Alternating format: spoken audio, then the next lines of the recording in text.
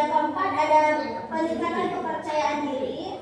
Yang kelima ada identifikasi masalah. Dan yang keenam ada kreativitas dan imajinasi.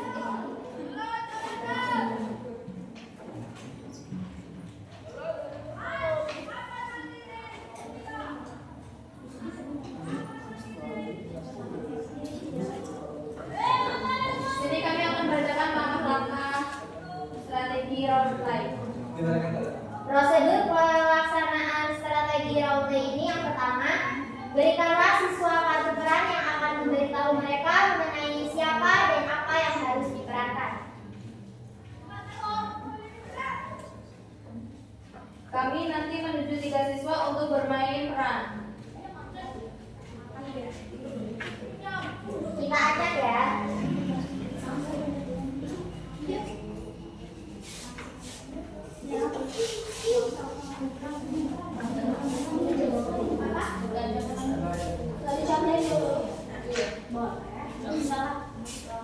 Jadi role play itu adalah bermain peran. Nah di sini kita itu ibaratnya tuh bermain peran kayak di cerita-cerita dongeng. Di sini kami mengangkat cerita Timun Mas. Di situ ada 3 peran. Yang pertama ada Timun Mas, yang kedua ada raksasanya, dan yang ketiga ada janda tua atau ibunya. Jadi di sini kita itu ini apa? Ya, itu mau janda tua. Jadi kita bermain peran. Agak cari kita tuh ini apa? Acting lah ya. Jadi agak ada komunikasi dari ketiga siswa itu.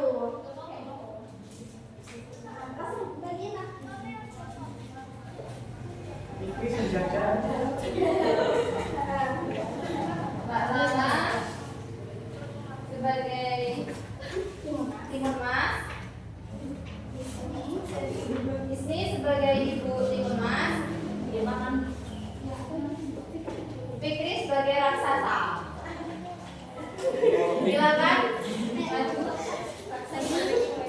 Iya, ayo kita. Iya, ini kan. Bacakan kau bagian baca bagian dari Jangan tua ya Allah. Ibu hanya maksudnya ibu. Jangan tua miskin. Mama. Nah, jadi ceritanya. Diam. Jadi ceritanya itu kita tuh bermain peran ya. Jadi kaget kami. Nanti kami menceritakan alur ceritanya dulu, terus sudah menceritakan alur ceritanya. Kalian yang bermain peran itu nanti yang meragakan, yang membaca dialognya. Ayo, yang 3 tadi ditunjuk. Mohon maju. Iya, tunjukkan ekspresi kalian.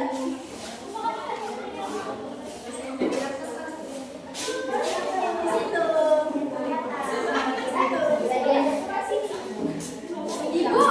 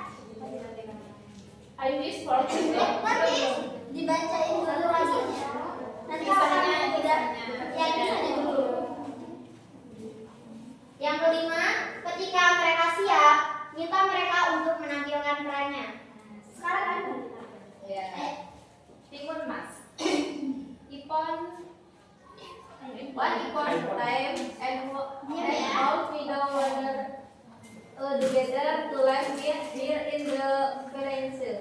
And now here was hot then here house. He gave her a conversation. He told the old widow that there will be a baby is the reason. The guy performed promotion to beg for the baby on the next day. Nah, di sini ada bahasa Indonesia ya. Dahulu kala hiduplah seorang janda tua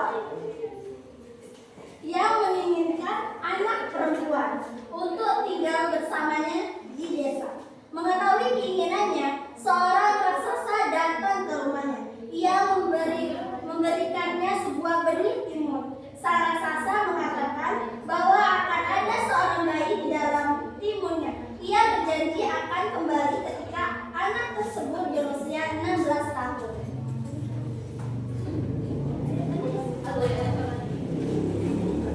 I wish for a daughter to keep me company in this village. I can grant your desires to conversate. When it grows, you will find a baby inside. I will return when she turns 16. Thank you, King Yin. I will take good care of this thing. Oh my.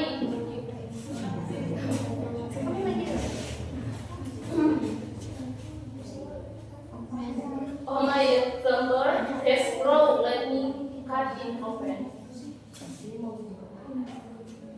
Well, wait. Welcome to work, my dear Timonmas.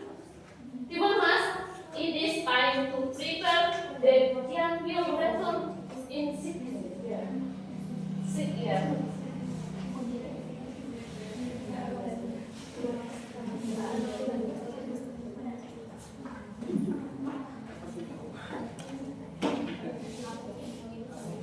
Nah, teman-teman gimana tadi? Ngerti nggak apa yang diomongin mereka? Enggak. Nah, di sini kami akan membacakan bahasa Indonesia. Jadi saya berperan sebagai ibunya atau Mbak Ismi ya.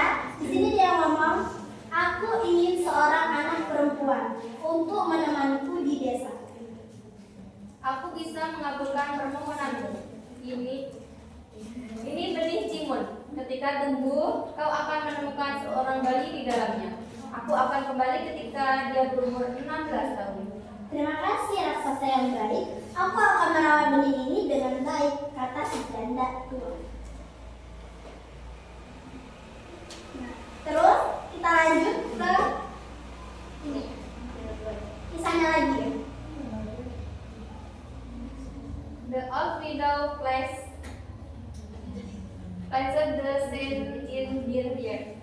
By the next morning, a cucumber grew. She cut it open and found a baby grilled inside. The old widow was so happy and named the baby Timunmas.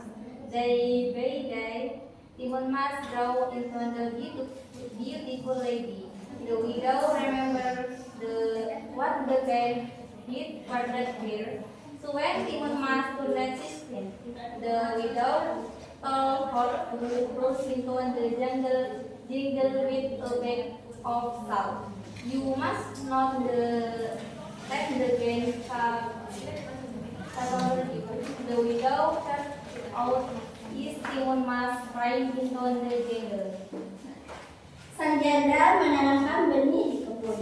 Esok paginya ada buah timun yang tumbuh. Ia memotong timunnya dan menemukan seorang bayi perempuan. Sang janda sangat bahagia dan menamakan bayinya Timunmas.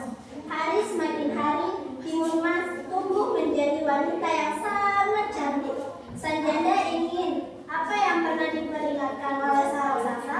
Maka ketika Timunmas berumur 16 tahun, ia menyuruhnya pergi ke hutan dan kantung yang berisi garam. Jangan sampai sang raksasa menemukanmu. Sang janda berteriak kepada Timunmas yang berlari ke kebun hutan. Timunmas, it is time to prepare and get will return insecure. I'm stepmother, what's what I do? Take this rod of salt with you. If the kid comes, use it visually on her secret. This day, Timon Mas goes to the forest.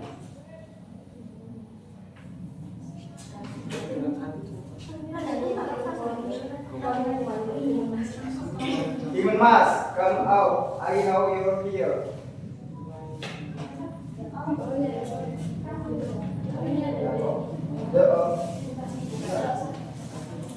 Stay hidden, Timon Mas, don't let him catch you. I must stop. I must use this salt. What is this? I'm seeking. Goodbye, here.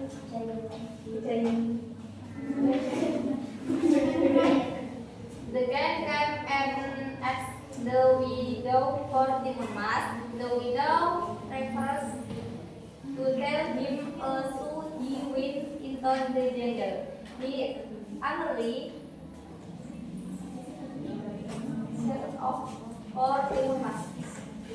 Timon Mas hid his face and ran away from him. The gate says here. Timon Mas drove the salt that the wall had even here. It underlined the jungle into a moody village. The moody village was not the game and he was never seen again. Finally, Timon Mas returned home the happy ever after the wait the old Sarasasa datang dan meminta Timon Mas.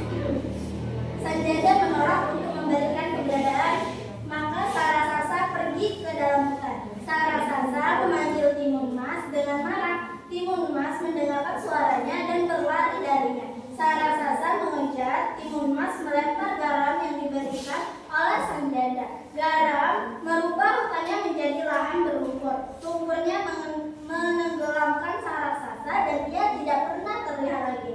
Akhirnya Timon Mas pulang ke rumah dan hidup bersama ibunya dengan bahagia. Nah, jadi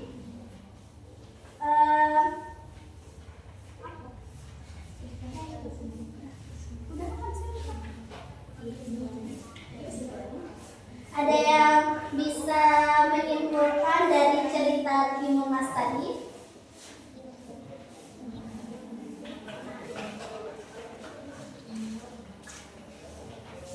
Bapak ada diam. Bapak ada dengerin ya?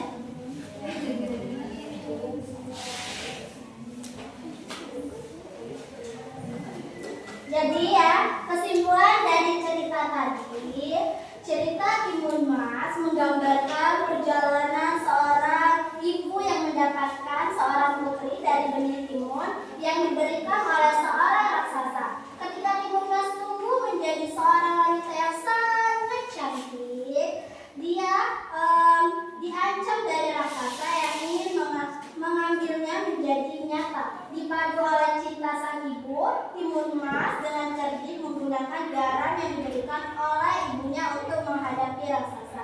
Dan akhirnya Timon Mas berhasil mengalahkan raksasa dan kembali ke rumah dengan selamat. Cerita ini mengajarkan pentingnya keberanian, kecerdikan, dan ikatan antara ibu dan anak, serta menunjukkan bahwa persiapan dan strategi yang tepat dapat mengatasi tantangan yang menakutkan. Jadi intinya kita itu jangan takut bila ada ancaman di depan, harus berani.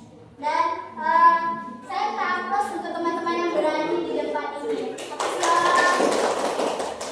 kasih.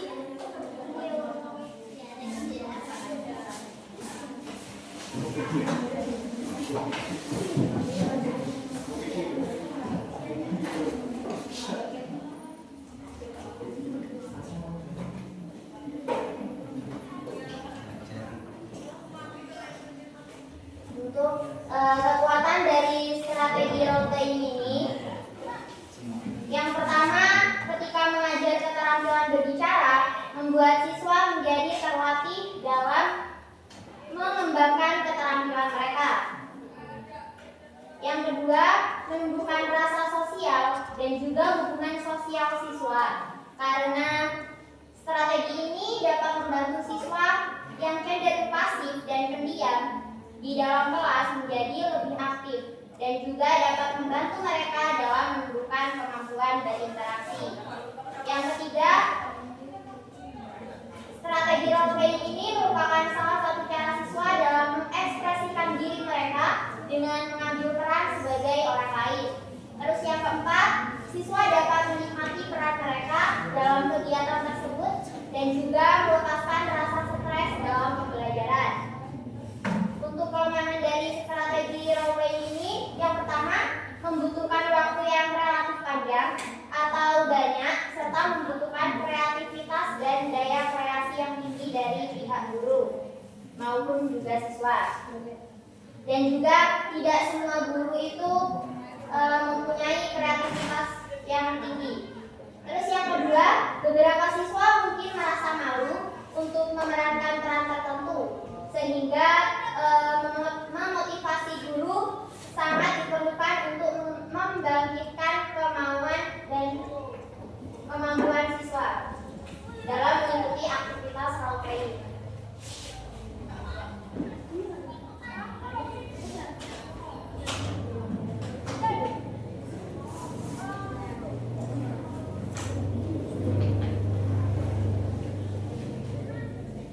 Mungkin itu saja dapat kami sampaikan. Apabila ada salah-salah kata, kami mohon maaf. Kami akhiri. Wassalamualaikum warahmatullahi wabarakatuh. Waalaikumsalam warahmatullahi wabarakatuh.